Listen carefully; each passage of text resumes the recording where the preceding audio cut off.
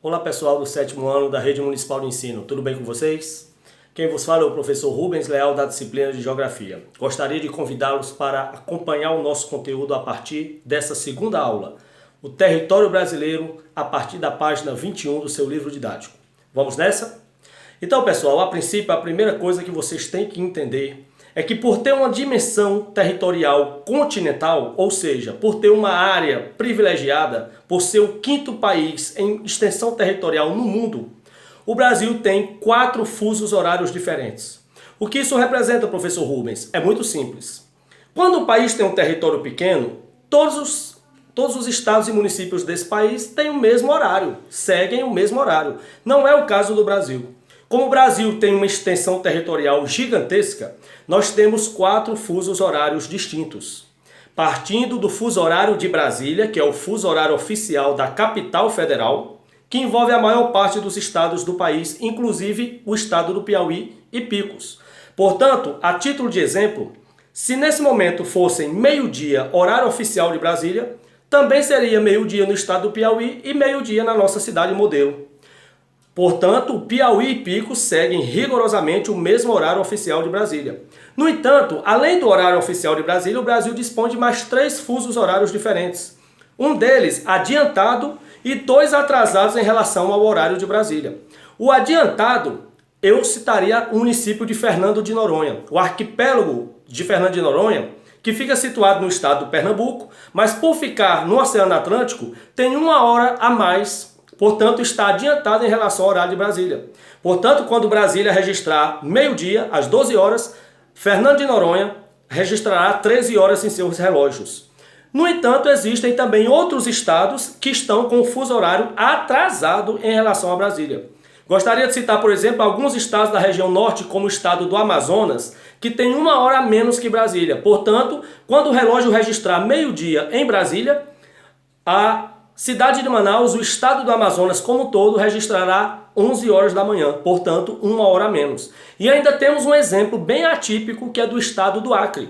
O único estado do país que está 2 fusos horários atrasados em relação ao horário oficial de Brasília.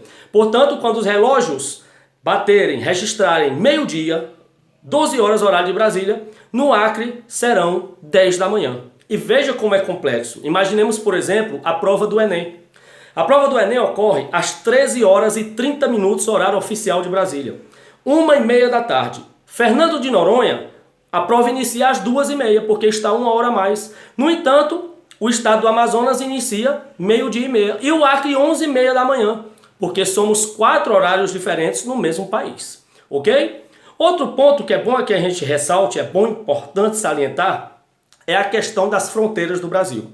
Como o Brasil é um país de grandezas continentais, aqui na América do Sul fazemos fronteiras com 10 países.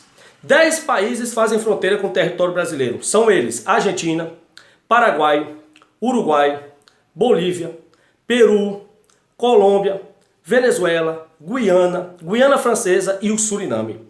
Dos 12 países que integram a América do Sul, além do Brasil, é claro, somente 2 não fazem fronteira com o Brasil: Chile e Equador. Os outros 10 fazem fronteira. Isso significa que o Brasil é gigante e faz fronteira com quase todos os seus vizinhos. Outro ponto que é importante ressaltar, que além de nossas fronteiras, nós temos um grande litoral. Nós temos milhares de quilômetros de faixa costeira, de praia. Sendo que eu gostaria de frisar, de citar, por exemplo, só o estado de maior litoral para vocês terem uma ideia: o estado da Bahia. A Bahia, dentre todos os estados brasileiros, é o que mais tem praias. São no total 800 quilômetros de praias que banham a Bahia.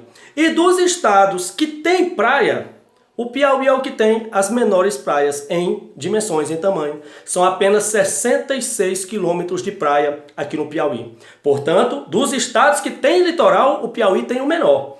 E a Bahia tem o maior litoral com 800 quilômetros de praia, enquanto o Piauí tem apenas 66 quilômetros.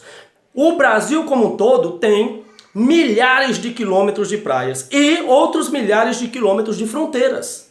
O que é ruim disso? Como o Brasil tem muitas fronteiras com 10 países, o Brasil é um alvo fácil, uma presa fácil para o tráfico.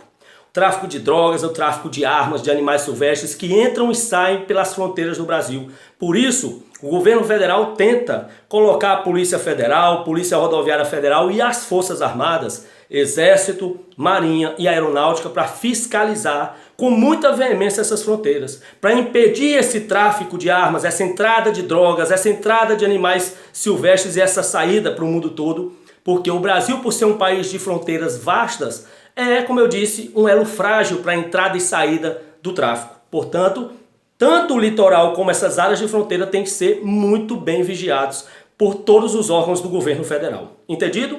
Para nós irmos adiante, o último aspecto de hoje a ser ressaltado é a questão da hidrografia.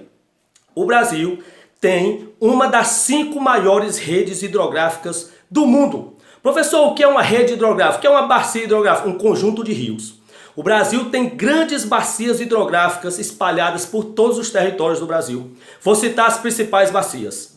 A maior bacia do Brasil é a Bacia Amazônica, que abrange a região norte e tem o rio Amazonas como rio principal. É não só a maior bacia hidrográfica do Brasil, é também a maior bacia do mundo. A Bacia Amazônica reúne cerca de 7.000 rios.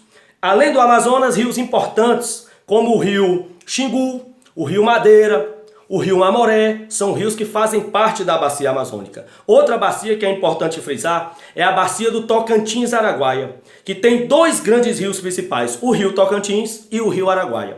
Aqui no Nordeste, a principal bacia hidrográfica é a Bacia do São Francisco, que passa por vários estados nordestinos, faz fronteira, por exemplo, entre Pernambuco e Bahia, Alagoas e Sergipe, e que tem uma grande usina hidrelétrica, a usina de Sobradinho, de Paulo Afonso. Portanto, o rio São Francisco, o Velho Chico, é o principal rio do Nordeste e que dá nome à Bacia do São Francisco. Lá na região Centro-Sul, nós temos a Bacia do Paraná, que tem como rio principal o Rio Paraná. A Bacia do Paraná, que é a mais aproveitada para a geração de energia. Lá fica uma usina hidrelétrica gigante, uma das maiores do mundo, a usina hidrelétrica de Itaipu, binacional, que pertence tanto ao Brasil como ao país vizinho, o Paraguai, por isso binacional. Aqui nós encerramos a nossa aula de hoje. Na próxima aula nós vamos dar mais uma frisada sobre as bacias hidrográficas e vamos tratar de outros aspectos do território brasileiro, como as nossas florestas, nossos biomas e também as áreas do relevo, os planaltos, as planícies e as depressões. Um forte abraço, muito obrigado pela atenção e até a próxima.